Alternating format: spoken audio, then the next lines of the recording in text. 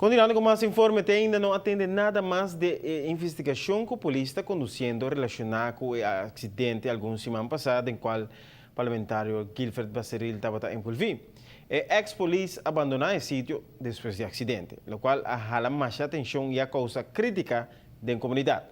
Fue la infracción más grande del Parlamento en que se concretamente qué lo sucede, pues qué el ministro Douwer está haciendo para explicar la situación. El Parlamento quiere mantener un buen nombre y no como miembro del órgano más alto de nuestro país está comportando de tal forma. Líder de MEP continuamente tapapia de integridad. Awe, nós que puntre, unda su voz a queda a respeito de caso aqui, que tem motivo que bo nota bem dilante e bem vociferar bo desgosto,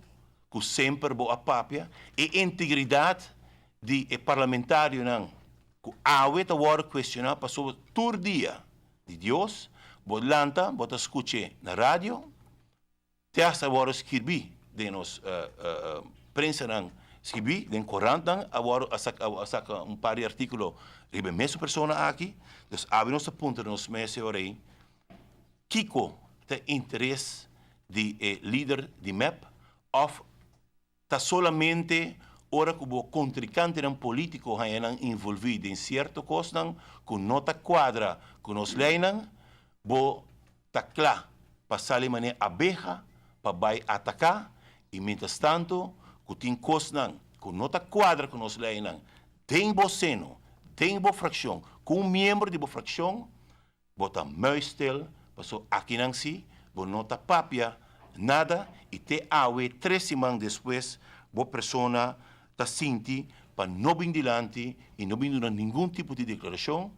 a respeito do caso do senhor Baseril.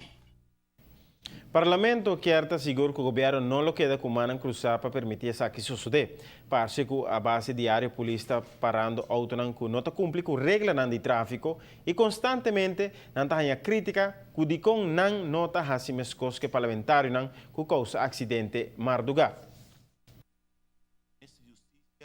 Nós queremos